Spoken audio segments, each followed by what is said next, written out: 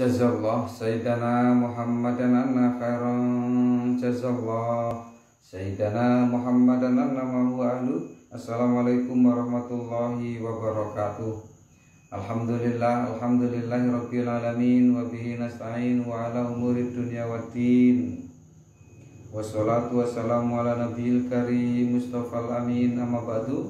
Qala ta'ala fil Qur'anil karim. A'udzu billahi minasyaitonir rajim. Qalu subhanaka la ilma lana illa ma 'allamtana innaka antal alimul hakim.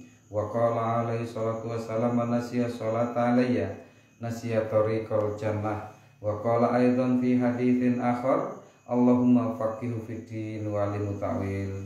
Kaum muslimin dan muslimat, sahabat Facebook dimanapun Anda berada, bahwa pagi ini insya Allah kita adalah orang-orang yang diberkahi Allah dengan seluruh keberkahan nantinya dalam hidup kita. Kalau semuanya berkah, maka semua akan menjadi baik, dan sampai pada akhirnya kita akan mendapatkan surga Jannatul Naim di yaumil qiyamah. Amin ya rabbal alamin. Baik, seperti biasa kita akan bacakan Al-Fatihah satu ulang untuk kita semua agar keberkahan terus melingkupi hidup kita yang saat ini mungkin sedang berbaring sakit cepat sembuh dengan Fatihah itu, dan juga barang siapa yang diantara kita masih memiliki masalah yang belum selesai, mohon kepada Allah dengan Fatihah ini semua masalah itu menjadi ringan dan selesai. Yang berat akan diringankan dan yang kecil akan dihilangkan insyaallah. Amin ya rabbal alamin. Ala hadhihi as-salih wa limu'allif fi hadzal kitab nafa'ana bi ulumihil Fatihah. A'udzu billahi minasyaitonir rajim. Bismillahirrahmanirrahim. Alhamdulillahirabbil alamin arrahmanir rahim maliki yaumiddin. Iyyaka na'budu wa iyyaka nasta'in ihdinas siratal mustaqim siratal ladzina an'amta 'alaihim ghairil maghdubi 'alaihim waladdallin. Amin.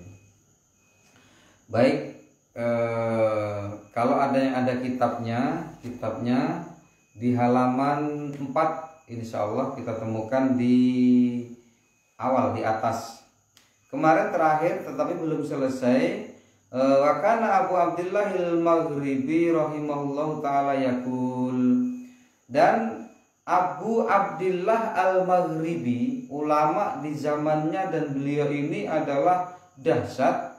Kemarin sudah kita jelaskan sedikit. Dia mengatakan al-fakirul mujarradu anid dunya, orang yang miskin dari harta dunia, wa illam ya'mal syai'an min a'malil fadhail, walaupun dia belum melakukan sesuatu dari sedikit pun, tidak melakukan sesuatu sedikit pun dari amal-amal yang fadilah, yang afdol, yang ada fadilahnya. Orang, assalamualaikum Ustaz. Waalaikumsalam. Masya Allah, Mas Dori Panani sedang menonton, terima kasih.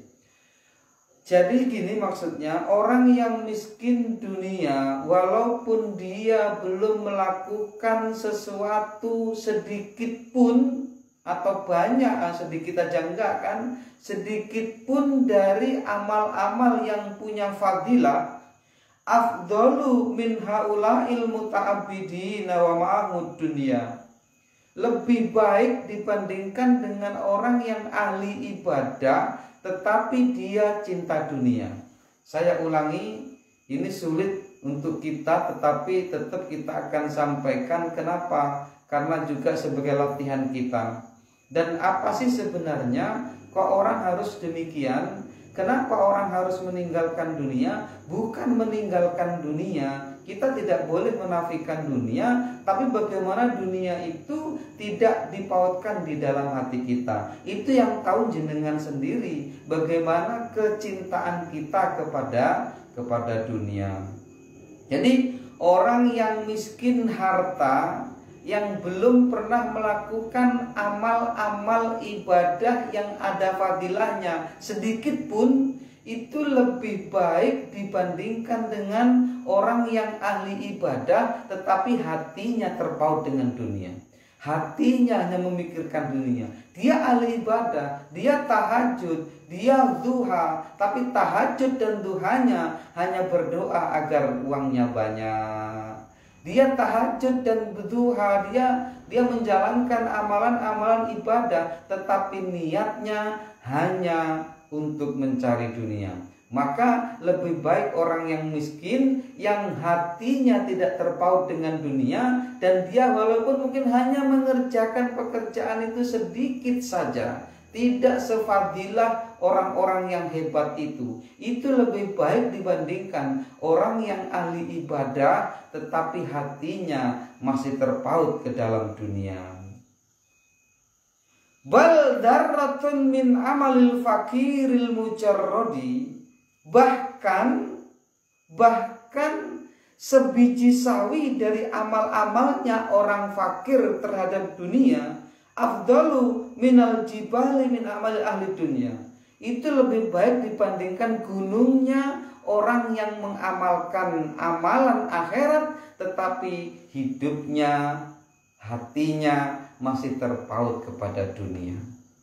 Jadi kalau dibayangkan antara gunung dengan dzarrah itu sebiji sawi kaum muslimin.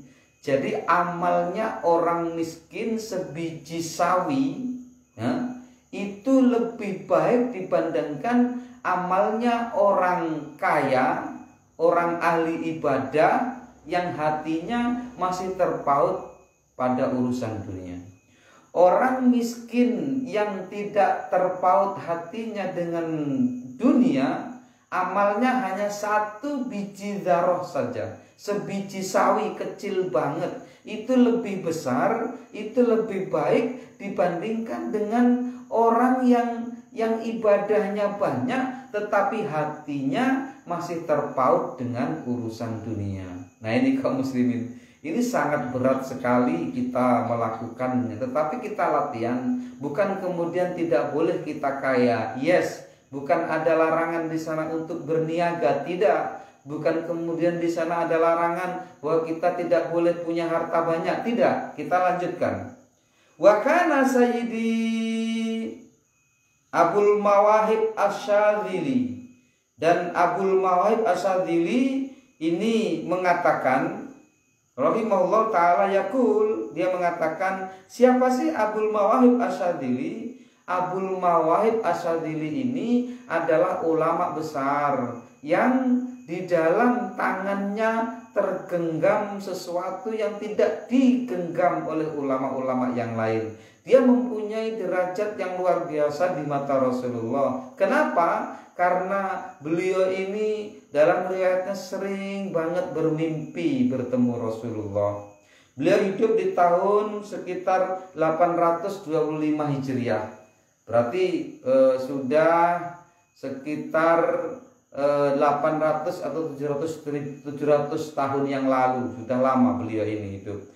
Tetapi beliau ini kelebihannya sangat banyak meriwayatkan dalam kisahnya bermimpi bertemu Rasulullah. Bahkan di dalam banyak tulisan-tulisan ulama sekelas atau sekaliber beliau itu banyak banget mimpi-mimpi yang akhirnya bisa menjadi amalannya para pengikut dan juga bisa menjadi amalan orang-orang yang khudu dan tadarruk kepada Allah melalui beliau. Berarti murid-murid beliau ini banyak mengambil intisari ajaran dari mimpi beliau.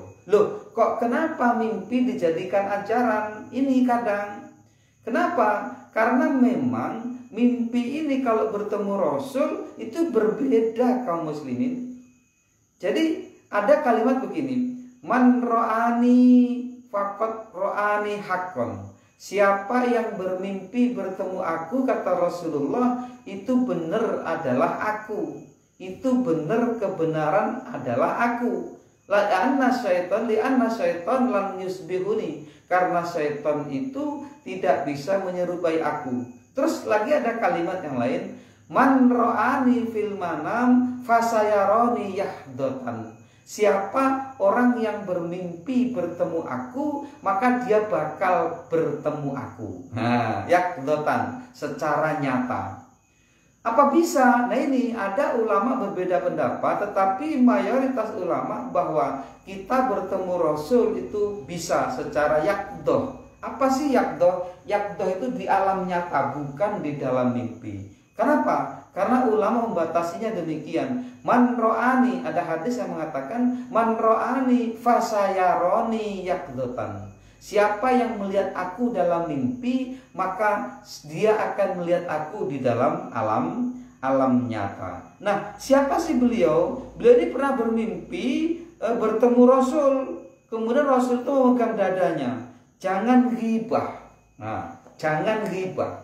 Jadi pernah Asyadzili ini. Jadi Asyadzili ini selain dia punya guru yang nyata, beliau juga punya guru langsung kepada Rasulullah. Jadi Rasul sering mengajarkan Asyadzili ini di dalam banyak mimpinya, termasuk tentang ghibah. Di dalam riwayat itu disebutkan Asyadzili ini bermimpi ketemu Rasul dan Rasul mengelus dadanya. Duhai anakku, katanya, duhai cucuku yang aku sayangi, jangan ghibah.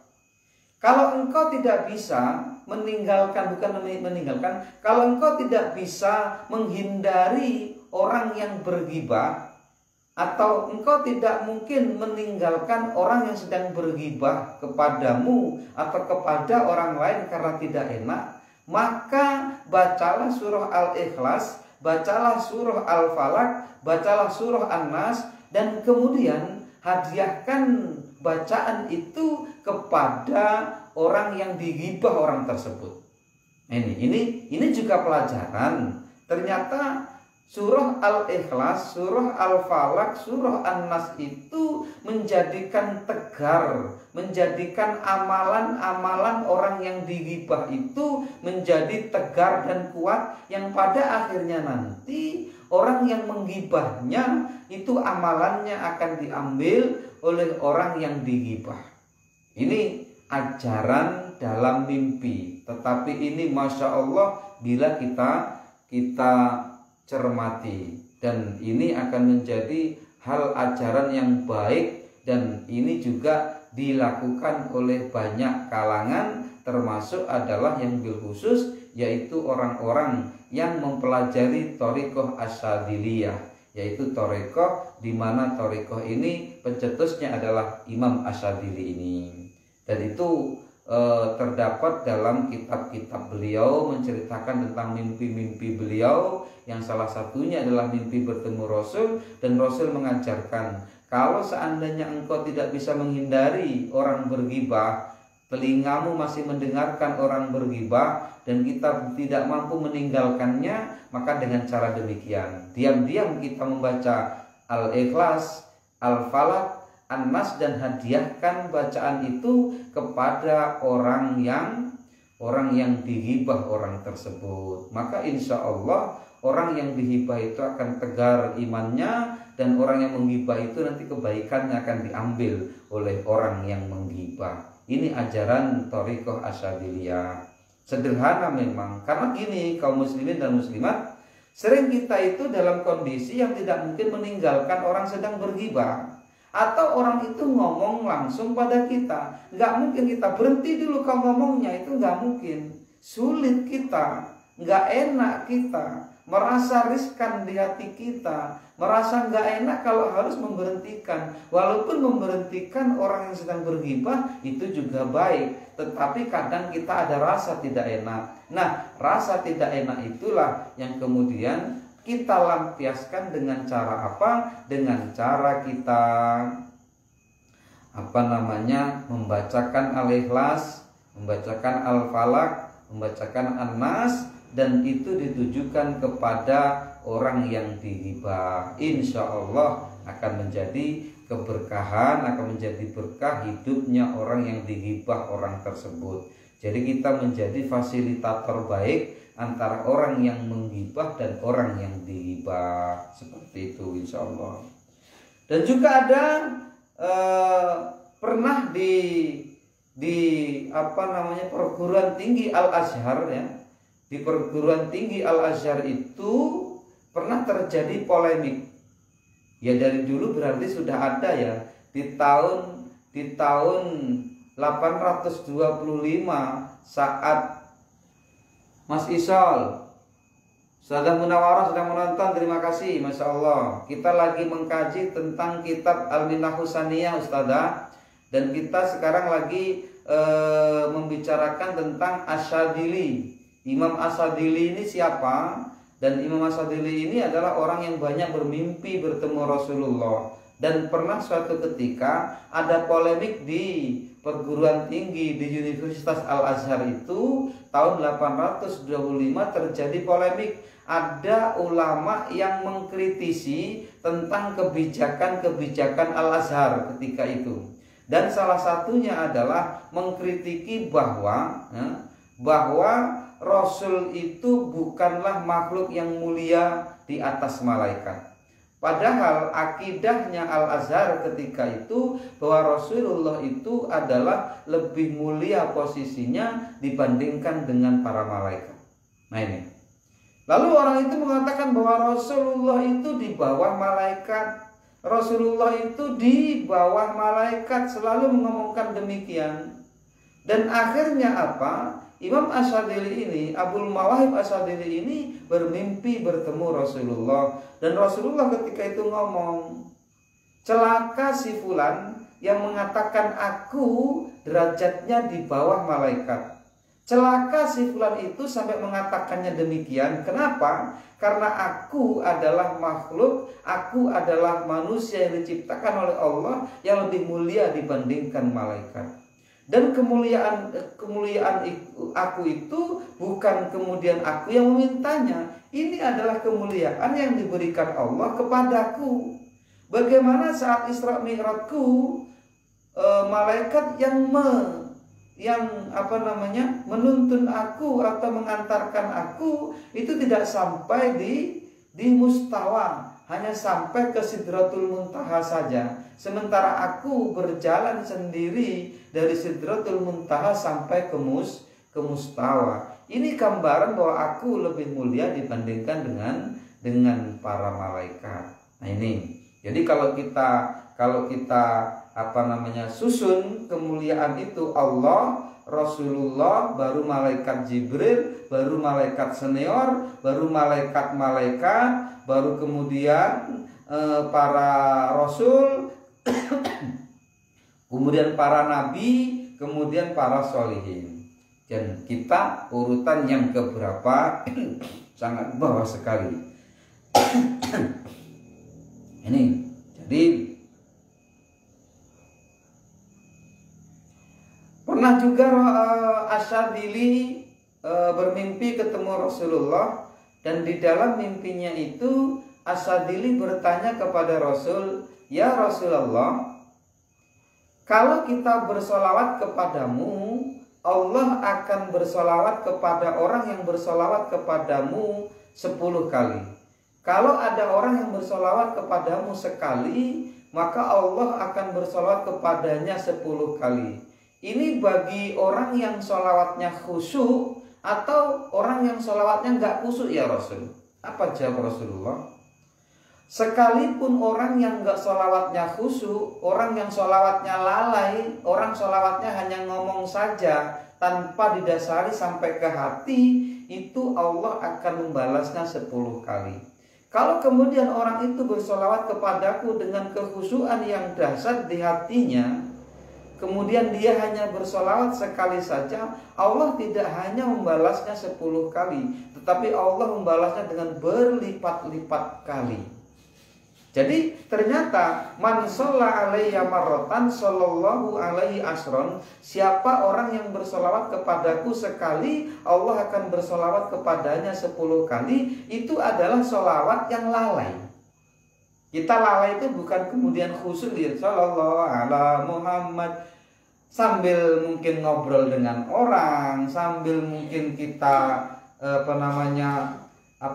tidak fokus di dalam sholawat itu Allah sudah membalasnya 10 kali. Apalagi kalau sampai kita duduk khusyuk dengan sholawat itu Allah akan melipat gandakan. Allah akan bersholawat kepada kita beribu-ribu kali dari sekali itu. Ini ternyata saya dapatkan ilmu dari sini ternyata. Ternyata beliau Asyadili ini pernah bermimpi bertemu Rasulullah dan menanyakan tentang itu. Dan jawaban Rasul begitu. Yang lalai Allah akan balasnya 10. Yang tidak lalai Allah balas berlipat-lipat. Ini kehebatan, ini kelebihan Asyadili dibandingkan dengan ulama-ulama sekaliber beliau di zamannya. Beliau sangat sering, kalau dikatakan setiap hari salah, tetapi sering banget beliau ketemu Rasulullah dan juga diajarkan ilmu-ilmu yang lain, yang ilmu-ilmu itu kemudian diberikan kepada sahabatnya, diberikan kepada muridnya, sampai akhirnya nanti murid dan sahabatnya itu kemudian mengangkat beliau sebagai pencetus thariqah Asyadziliyah, insyaallah. Nih, Yakul, apa yang dia bicarakan, apa yang dia tulis, yang kemudian ulama menulisnya di dalam kitab-kitab mereka. Al-ibadatu ma'ah mahabbatid dunya suhlu qalbin wa ta'bu jawarihin. Ibadah yang dilakukan oleh orang yang ahli ibadah, tetapi dia masih cinta dengan dunia, cinta dengan dunia, suhlu qalbin, itu hanya menjadikan sibuknya hati.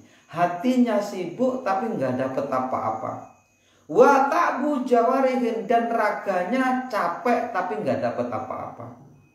Jadi sebenarnya apa kita nggak boleh kaya? Apa kita nggak boleh usaha?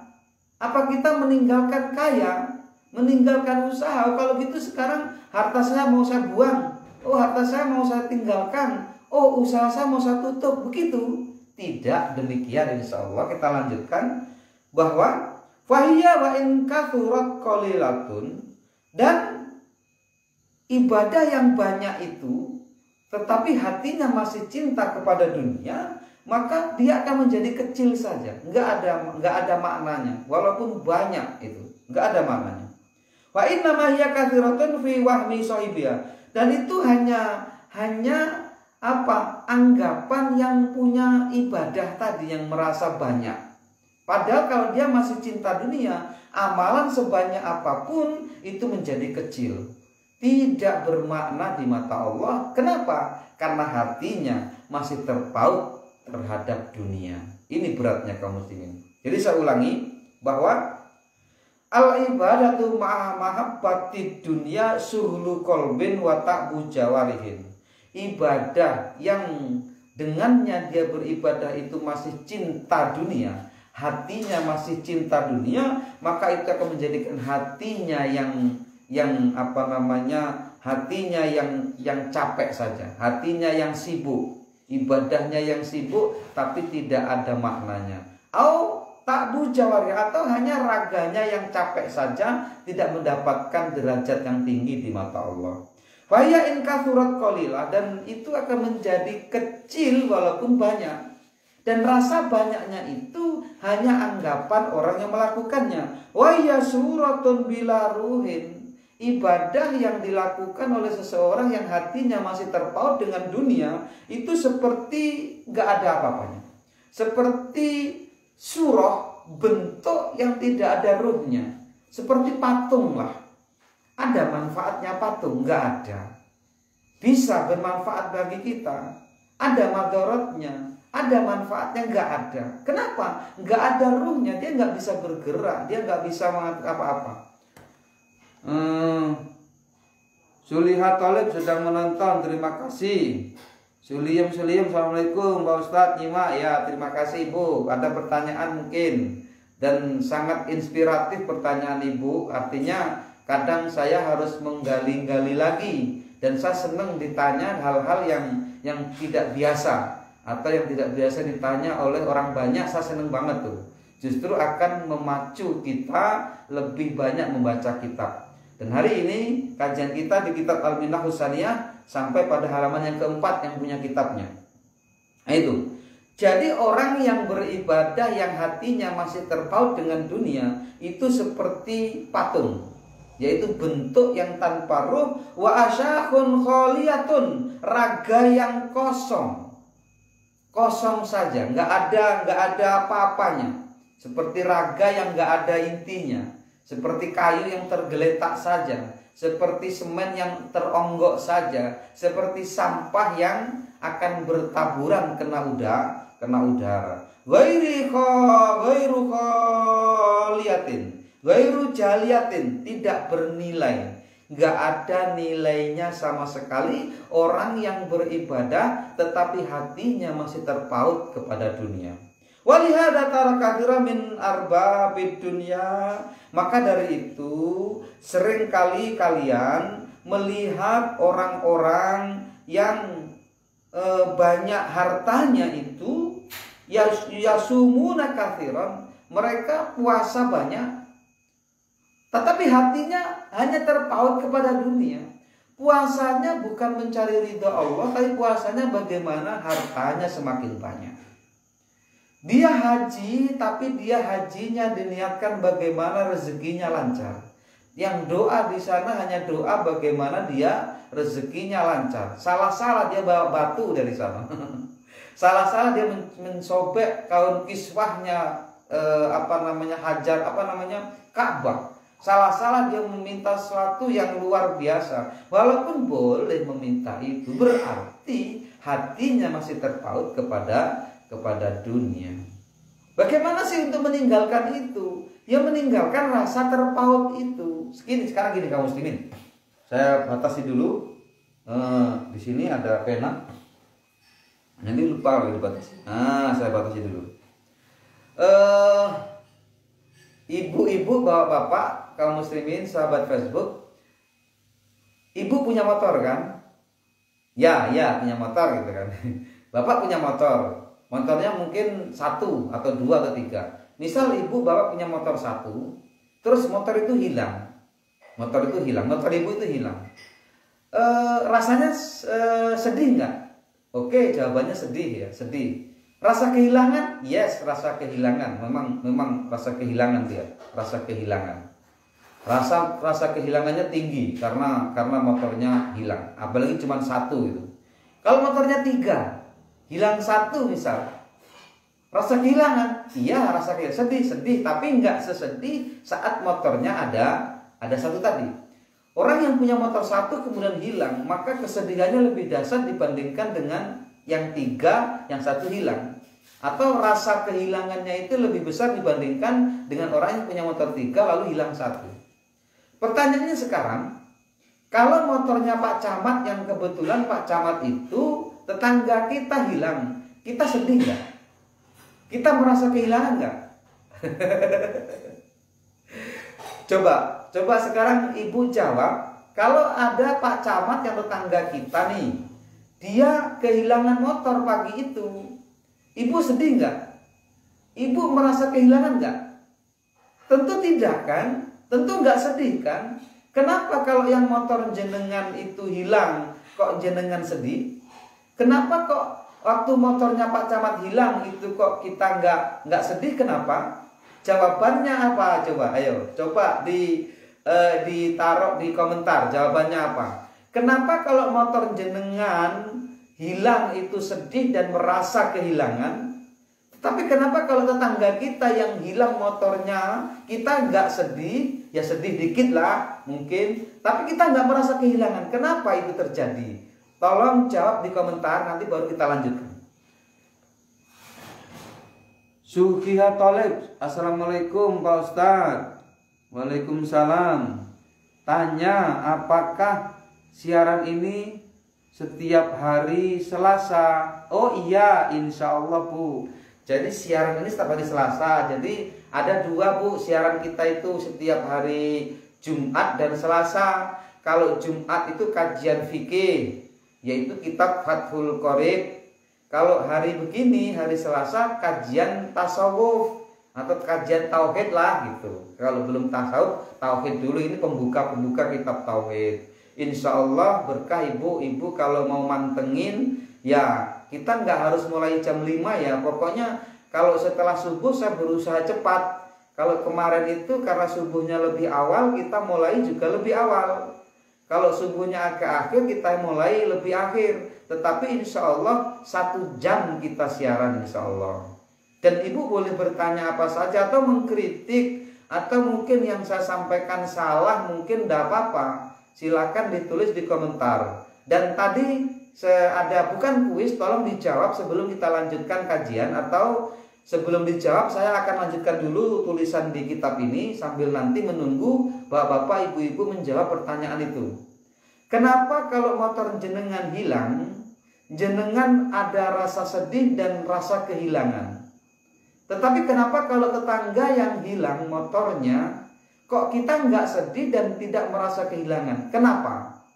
Nah, tolong dijawab di komentar. Baru kita lanjutkan nanti apa inti dari apa yang saya sampaikan. Insya Allah kita lanjutkan dulu dalam kitab. Walihada taro kathiran min arbabid dunya yasumuna kathiran. Maka kemudian kamu akan melihatnya. Salam Pak Haji Anis, Pak Ustadz. Ya, assalamualaikum, waalaikumsalam warahmatullahi wabarakatuh. Masya Allah, beliau ngeliat nggak? Kalau beliau nonton, tolong dikomentari apa yang saya sampaikan. Mungkin ada kesalahan, beliau mungkin melihatnya ada sisi-sisi yang nggak benar. Tolong disampaikan, dikritik untuk saya, insya Allah. Ibu, Pak Haji, jadi kita bahas kitab Minah Husaniyah. Kitab ini kitab kecil, tipis banget, cuman isinya luar biasa tentang tauhid, dan banyak ulama-ulama yang menuliskan kalimat-kalimat atau saduran-saduran dari beberapa qaul, maqalah atau ungkapan ulama ada di sini insyaallah. Yang kita kaji saat ini adalah qaulnya Abul Mawahib Asy-Syadzili, yaitu Imam Asy-Syadzili mengatakan dalam kitab ini tadi, dan yang terakhir di sini adalah walihada tara katsiran min arbabid dunya yasumuna katsiran. Maka kemudian setelah kita menilai demikian tadi, kemudian kita sering melihat banyak orang yang kaya raya, orang yang cinta dunia, orang yang terpaut hatinya kepada dunia, mereka puasa banyak. Padahal kita tahu tadi kan, orang yang tidak kaya, yang tidak terpaut hatinya kepada dunia, walaupun amalannya sedikit, itu lebih baik dibandingkan orang yang ahli ibadah tetapi hatinya terpaut kepada dunia. Ini. Nah, makanya kemudian di sini kita lihat banyak orang-orang yang ahli dunia, ya, yang hartanya banyak, yang hatinya terpaut kepada dunia, mereka puasa banyak. Dan puasanya itu bukan untuk ridho Allah, tapi puasanya itu untuk menambahkan hartanya. Hasanah Herwan sudah menonton, terima kasih. Wa yusalluna katsiran, dan juga mereka sholat dengan sholat yang banyak, tahajudnya, duhanya enggak berhenti, tapi doanya hanya minta rezeki, doanya hanya bagaimana hidupnya mewah, doanya hanya bagaimana dunia ini diliput, digulung, kalau perlu orang lain enggak perlu kebagian, seperti itu. Boleh enggak kita berdoa terhadap demikian, bagaimana hidup kita layak? Boleh. Yang tidak boleh itu kita terpaut hati kita.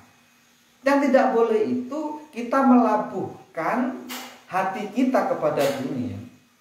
Tidak ada larangan untuk berniaga, tidak ada larangan untuk membuka perusahaan, tidak ada larangan untuk bekerja, tidak ada larangan untuk menumpuk harta, tidak ada larangan. Bahkan seorang muslim harus kaya. Kenapa? Dengan kaya dia banyak berbuat, dengan kaya dia bisa umroh, dengan kaya dia bisa bersedekah, dengan kaya dia bisa haji, dengan kaya dia bisa membuat pesantren, dengan kaya dia bisa membangun rumah, dengan kaya dia bisa membangun masjid, dan lain sebagainya. Tetapi yang tidak boleh mempautkan hati kita kepada dunia.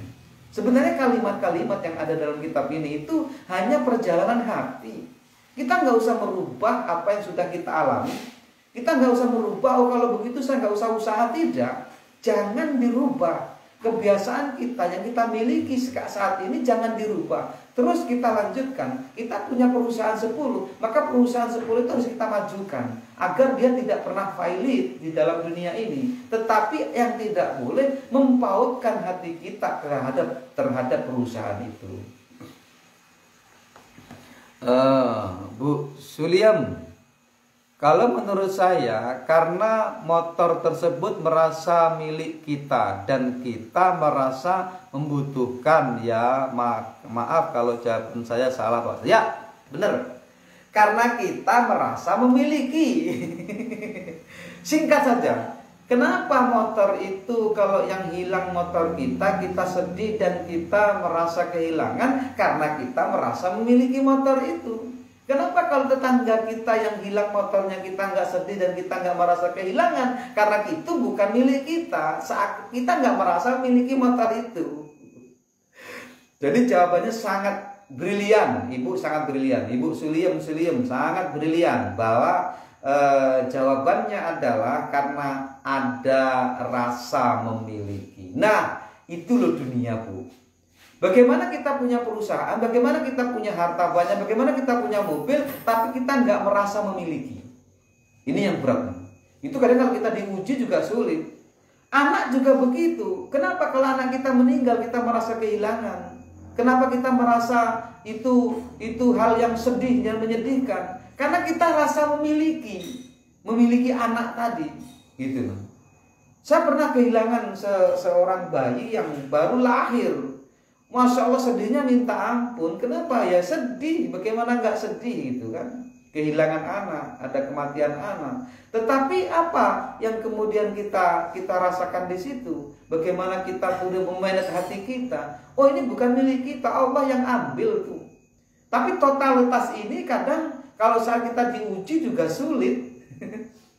Kita jangankan kehilangan motor, kehilangan HP aja pening gitu kan. Kehilangan sendal di masjid aja 1 minggu nggak ke masjid. Kenapa? Karena kita merasa memiliki sendal itu, makanya kita sulit. Padahal sebenarnya mungkin sendal itu udah nggak layak dipakai, sudah lama. Ada orang yang perlu diambilnya kemudian. Nah, kita dikasih rezeki lagi yang baru oleh Allah, yang kemudian sendalnya itu diganti dengan ganti yang baru sebenarnya, gitu. Tetapi kadang rahasia-rahasia begitu tidak kita tahu. Kenapa? Karena Allah punya, kemarin saya katakan, Allah punya nama Al-Latif yang maha lembut. Sampai lembutnya kita itu nggak melihat keadilan Allah. Saking lembutnya. Kenapa? Karena lembutnya Allah sifatnya itu bukan kembali kepada zat dan sifatnya, tapi kembali kepada af'alnya. Saking lembutnya Allah itu sangat mampu menitipkan rahmatnya kepada siksanya. Menitipkan rahmatnya kepada kesulitan, di tengah-tengah kesulitan. Juga Allah maha segalanya menitipkan ghadabnya, menitipkan marahnya di tengah rezeki yang banyak. Maka sebenarnya dalam kajian istidrat itu ada di antara kita ini yang diberi harta banyak padahal dia nggak pernah ibadah. Berarti Allah memberinya itu sebenarnya memberi dalam keadaan marah. Allah menitipkan marahnya, itu rezekinya banyak, tetapi sebenarnya Allah itu dalam keadaan marah. Itu hati-hati. Kok kita orang yang ibadahnya nggak begitu tekun, kok rezekinya banyak, hati-hati. Kok kita yang ibadahnya baik menurut kita, menurut tetangga, tapi rezekinya seret, itu alhamdulillah, berarti Allah insya Allah menitipkan rahmatnya di tengah kesulitan yang kita hadapi, insya Allah. Jadi benar kata Ibu Suliem, jawabannya adalah bahwa ada rasa memiliki di hati kita, maka kita sedih dan merasa kehilangan. Nah, dunia juga begitu sebenarnya. Bagaimana hati kita tidak terpaut pada dunia? Bukan kemudian ini larangan untuk mencari dunia, tidak, sekali lagi tidak. Banyak kalangan sufi, orang-orang yang ahli di bidang tasawuf, itu usahanya juga banyak. Sampai disebut Al-Haddad. Al-Haddad itu siapa sih? Yaitu ulama yang tugasnya, ulama yang pekerjaannya itu adalah tukang pandai besi. Tetapi ternyata dia mencetuskan torekoh yang luar biasa, mencetuskan kalimat-kalimat tasawuf di dalam dia beraktivitas sebagai tukang pandai besi, seperti itu. Jadi tidak menutup kemungkinan tetap kita punya usaha. Saya tidak merubah dan ingin merubah jenengan semua menjadi orang yang kumuh. Kalau tasawuf itu harus kumuh, saya mungkin nggak belajar tasawuf. Kalau tasawuf itu harus terbelakang, saya nggak mungkin belajar tasawuf. Kalau tasawuf itu harus seperti pandangan mereka yang keliru, orangnya itu terbelakang, bodoh. Kemudian kalau diinjak kakinya yang kiri dikasih kaki yang kanan, ditempeleng pipi yang kiri dikasih pipi yang kanan. Tidak demikian. Kalau seandainya tasawuf itu seperti itu, saya tidak akan pelajari tasawuf. Tasawuf itu seperti yang kita alami saat ini. Kita tidak merubah apa yang sudah ada, tetapi yang kita rubah adalah hati kita. Bagaimana hati itu dimanage sedemikian rupa, dan itu perlu latihan yang luar biasa. Latihannya bagaimana? Ya latihannya dengan keadaan-keadaan itu. Bagaimana kemudian Allah menarik kita dalam ruangan-ruangan Allah yang baru, ruangan-ruangan orang-orang Sunni, orang-orang Sufi yang memang sudah beratus-ratus tahun, beribu-ribu tahun orang menjalaninya. Dan termasuk adalah As-Sadili yang saat ini kita baca kaulnya. Nih, yusalluna katsiran wa yuhajjuna katsiran, dan haji berkali-kali, tetapi niat hajinya bukan untuk mencari ridha Allah, tetapi hajinya hanya karena hartanya, karena ingin mendapatkan harta lebih banyak. Walaisa lahum nuruz zuhad, tetapi mereka tidak memiliki cahaya zuhud. Apa sih zuhud? Zuhud itu tarkud dunia. Dari haji malah seharusnya usianya sudah tua, anak-anaknya sudah mentas semua, bahkan punya cucu-cucunya sudah mentas semua. Dia masih cari bensin, mungkin masih cari buka-buka usaha kecil-kecilan, padahal yang besar banyak yang sudah dijalankan oleh anak-anaknya. Sebenarnya tinggal dia duduk manis beribadah, tapi tidak, ibadahnya dilalaikan, padahal sudah haji dan dia sibuk dengan urusan dunia. Mungkin nyari gas LPG lah dijual, mungkin buka usaha lagi yang dia kelola sendiri, padahal usahanya sudah dikelola oleh anak-anaknya. Dengan dia duduk saja sebenarnya sudah selesai, dan posisinya dia itu sudah ditajrid. Kalau dalam ilmu al-hikam, ilmu al-hikam ala ta'ilah itu disebutkan ada tajrid, ada asbab. Dia tidak lagi mengurusi anak sekolah, tidak lagi mengurusi rumahnya udah bagus, makannya tiap hari sudah ada karena usahanya di mana-mana. Masih jualan gas, masih jualan pulsa, masih jualan-jualan yang jualan itu menghabiskan waktu hingga ibadahnya terbengkalai. Ini orang yang tidak benar, kecuali memang dia masih membutuhkan uang, dia masih membutuhkan dana untuk anak sekolah, anaknya masih membutuhkan dana untuk sekolah lebih tinggi, untuk membuat rumah dan sebagainya. Ini semua anaknya udah punya rumah, semua tanggungannya sudah selesai. Dia masih mencari harta yang luar biasa, bahkan sibuknya melebihi anak-anaknya. Masya Allah. Ini dia di posisi tajrid tapi pengen jadi asbab. Kalau dalam bahasa Ibnu Athaillah itu. Atau kebalikan juga nggak boleh. Orang yang di posisi asbab tahu-tahu pengen tajrid itu juga nggak boleh. Itu kita bahas nanti insya Allah di lain kesempatan, karena itu lebih tinggi ilmunya dibandingkan dengan ilmu dalam kitab ini. Nah, orang-orang yang haji banyak, orang-orang yang sholatnya banyak, orang-orang yang puasanya banyak, tapi hatinya masih terpaut dengan dunia. Walaysa lahum nuruz zuhad. Di hatinya, di wajahnya tidak ada cahaya zuhud. Apa sih zuhud? Zuhud itu meninggalkan dunia, insya Allah. Wala halafatul ibadah, dan dia tidak merasakan nikmatnya ibadah. Ibadah dilakukan hanya sekedar rutinitas saja. Rutinitas bari atau minad dhimmah, lepasnya tanggung jawab. Kan al-mukallaf itu adalah orang yang terbebani perintah agama. Siapa? Semua orang yang berakal, yang dia mengaku muslim, maka dia harus beribadah karena dia sebagai mukallaf, orang yang dibebani.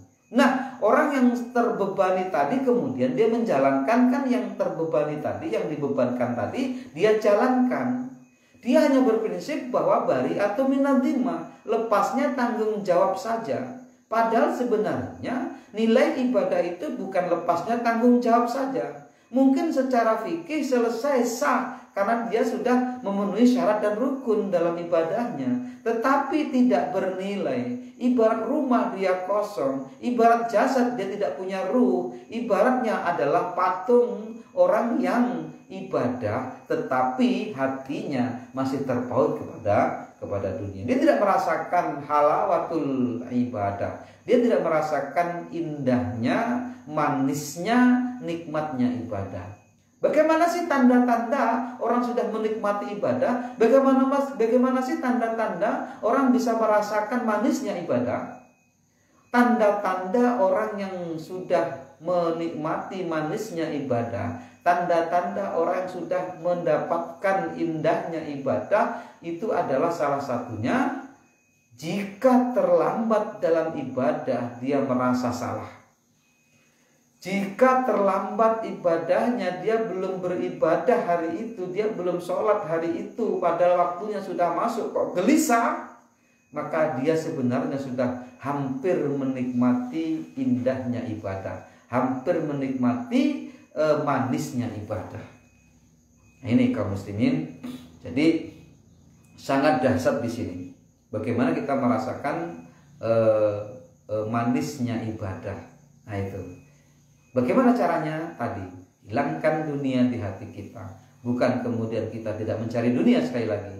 Salah besar kalau kita tidak mencari dunia. Kenapa? Karena dunia ada masih sekarang sama kita. Kita masih ada di dalam dunia. Dan untuk menyelesaikan dunia kita harus punya juga modal untuk menyelesaikan dunia, yaitu harta. Tetapi yang tidak boleh keterpautan hati kita kepadanya. Wahikatu zudi fid dunya huwa tarkul mail ilaiha bil mahabbah. Apa sih sebenarnya hakikat zuhud itu? Di sini disebutkan hakikat zuhud adalah tarkul mail ilaiha bil mahabbah, yaitu meninggalkan kecenderungan kepadanya dengan kecintaan. Coba tuh. Jadi yang tidak boleh itu apa? Mahabbahnya kepada dunia.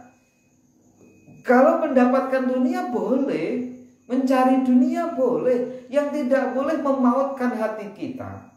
Jadi gini loh, ibadah kita nanti semakin dahsyat di mata Allah saat Allah melihat hati kita terpaut enggak kepada dunia.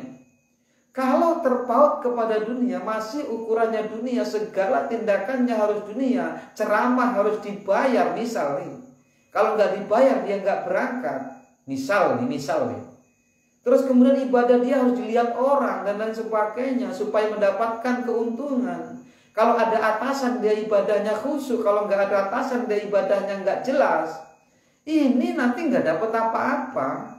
Orang-orang seperti ini nggak dapat apa-apa, nggak dapatkan sesuatu apapun. Hanya seperti rumah yang kosong, hanya seperti raga-raga yang tanpa nyawa. Hanya seperti seonggok sampah yang nanti saat ada angin akan terbuang dan terlempar oleh angin. Enggak ada masa sama sekali atharnya, tidak ada bekas sama sekali. Loh. Jadi apa tadi? Akal sudi wa tarkul mai ilaiha bil mahabbah. Jadi meninggalkan kecondongan. Yang tidak boleh itu condong kepada dunia, yang tidak boleh itu. Seperti itu. La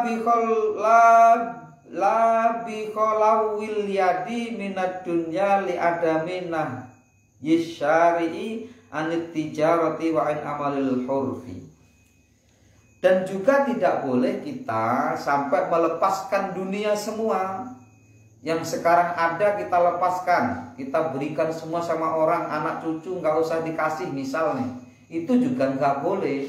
Kenapa? Karena juga ada perintah jangan sampai meninggalkan anak cucu dalam keadaan sulit hidupnya. Ada peninggalan yang bisa dimakan oleh anak cucu.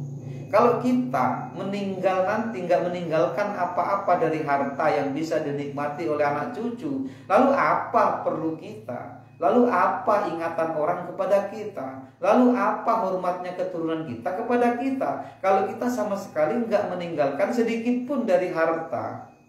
Bagaimana kemudian mereka nanti bisa mengarungi kehidupan yang normal, walaupun tidak sedikit orang yang tanpa waris pun bisa hidup dengan normal. Orang yang tanpa waris pun dia bisa mencari sendiri. Tetapi alangkah baiknya kalau kita meninggal, ada yang diingat oleh keturunan kita, ada yang dimakan oleh keturunan kita dari hasil kita, dari hasil keringat kita. Maka di sini tidak boleh juga kita melepaskan sama sekali dunia. Li'adami nahyi syari'i anit tijarah. Kenapa? Karena tidak adanya larangan di dalam syariat Islam untuk meninggalkan jual beli. Enggak ada. Justru kita harus jual beli. Justru kita harus mencari harta sebanyak-banyaknya. Ya, saya sampaikan tadi bahwa dengan kita punya harta yang banyak, itu punya kesempatan yang banyak dalam kebaikan. Semakin banyak harta kita, semakin banyak kesempatan baik untuk kita, untuk bisa kita lakukan seperti itu. Makanya di sini tidak ada larangan dalam syariat untuk berniaga. Wa an amal huruf, dan juga tidak ada larangan untuk menjalankan ajaran atau amalan profesi. Pekerjaan profesi itu tetap tidak ada larangan. Mau jenengan jadi muadzaf, pegawai, boleh. Mau jenengan menjadi apa, tapi nggak boleh kepegawaian itu mempautkan hati kita kepadanya. Nggak boleh tujuan hidup hanya menjadi pegawai, nggak boleh tujuan hidup hanya menjadi petani, nggak boleh tujuan hidup hanya menjadi seorang pengusaha. Tidak boleh. Itu bukan tujuan hidup, tetapi itu adalah alatnya untuk hidup, agar kita bisa mendekatkan kepada Allah, agar ada banyak kesempatan baik yang bisa kita lakukan dari harta yang kita miliki. Seperti itu.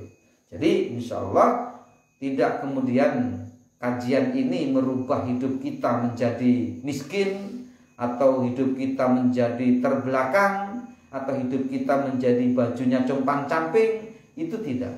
Kalau tasawuf seperti yang dipahami oleh mereka, saya pun tidak akan belajar kitab-kitab seperti ini. Khusus cukup saya akan belajar kitab-kitab fikih saja. Tetapi tidak. Insya Allah orang-orang yang sufi, orang-orang yang tasawuf itu bukan meninggalkan dunia, tapi hanya hatinya tidak dipautkan terhadap dunia. Wala qailun bidzalika wa innama daraja jumhurus sahabah wat tabi'in ala khuluwil yadi minad dunya liyaqtadiya bihimul mahjubun man musyahadatil akabir. Ini waktunya tinggal 5 menit, mungkin ada pertanyaan. Ya kalau nggak ada pertanyaan, kita akan lanjutkan satu dikit ini, sedikit saja insya Allah. Ya Allah, 1 jam cuman 1, 2, 3, 4, 5, 6, cuman 6 baris, 5 baris. Tapi nggak apa-apa, kita nggak ada target. Walaupun ini kecil, 1 tahun juga nggak selesai kitab ini insya Allah. Jadi kita nggak ada target harus selesai kapan, tetapi yang jelas Hasanah Yusuf sedang menonton, terima kasih. Baik, ini ada pertanyaan atau komentar, saya bacakan. Sodik. Assalamualaikum, mohon maaf, jujur saya malu untuk menulis ini, tapi karena keadaan saya coba untuk menulisnya. Andai ada yang tidak suka, biarlah. Memang ini kenyataan hidup saya. Profesi saya supir online.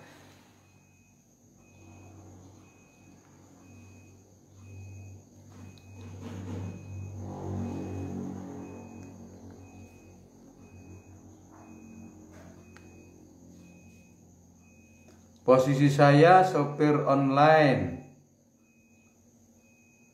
Aduh, nggak bisa terbaca lagi. Maaf, nanti insya Allah kita akan bahas ya. Kita akan bahas tadi Mas siapa tadi. Kita nggak bisa lagi sekarang mengembalikan lagi, nggak bisa. Oh bisa ya. Tapi panjang banget nih. Gimana bacanya ini? Masya Allah, kecil-kecil lagi.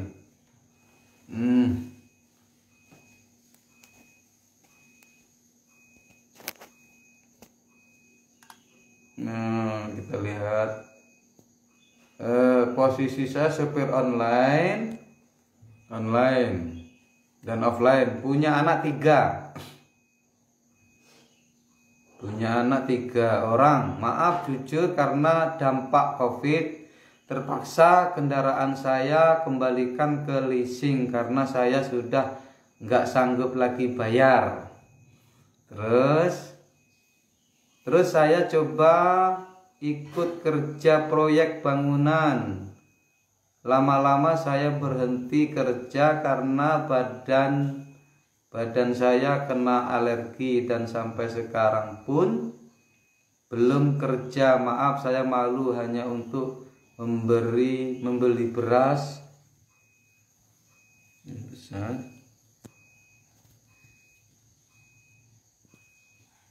Membeli beras,